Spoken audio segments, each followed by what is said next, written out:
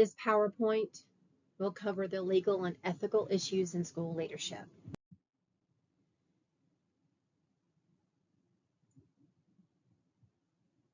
There is a fine line between free speech and professionalism, and this is the case on the social media use. The school is Riverside Elementary. This case will examine the teacher's social media use and the disciplinary action that has been taken. We will also highlight how the school leaders will need to navigate between legal boundaries and also uphold professional ethics that, as educators, we must follow. The case summary is fairly simple. At Riverside Elementary, we had to take a budget cut this year. As we all know, sometimes our budgets are lean, sometimes they're really good. A fifth grade teacher, Miss Taylor, at the school posted critical comments on a social media platform about the school budget cuts. Parents and communities members saw this and they got involved on Facebook, and a debate and concern over professionalism were raised as a result of Miss Taylor's post on the social media platform. The principal issued a formal reprimand after concluding that the post was a violation of the school's media policy and district guidelines. The legal and ethical analysis of the case is fairly simple. The First Amendment protects free speech, but public employees face limits when speech disrupts operations of the district and school.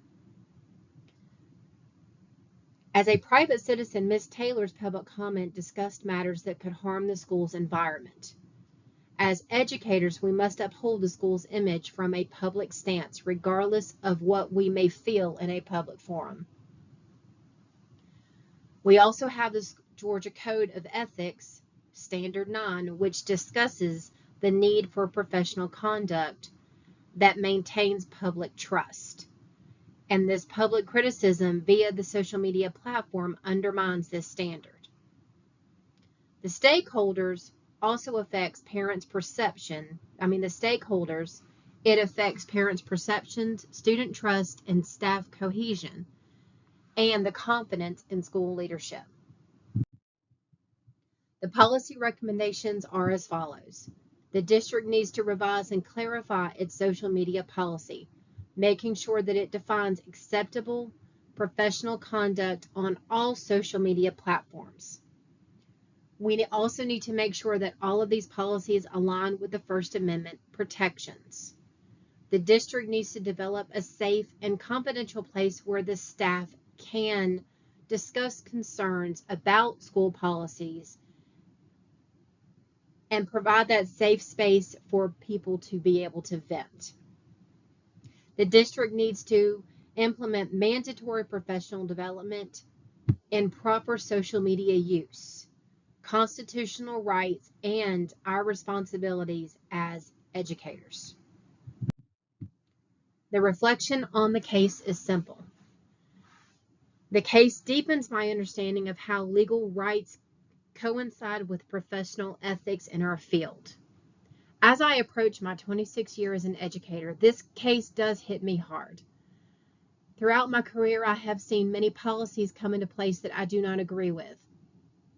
And we have not had a safe space to talk about these policies with our school leadership. And I feel like putting that safe space in a place in the school that we can vent without getting in trouble would be a very good thing to do. I learned that leadership requires a fine balance of enforcing policy while allowing that safe space. And as I move forward, I will apply this knowledge and help guide my staff through these difficult and complex situations, making sure that my understanding is always a top priority. I will also make sure that the end goal of my decisions is to always help and focus on maintaining public trust. That is always a goal that we have got to keep in our heads, because if the parents do not trust us, then they are not going to allow us to teach their children. Thank you so much for watching this PowerPoint.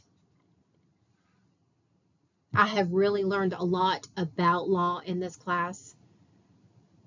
I have also learned about how we can navigate policies while making sure that we are also following the law to the letter.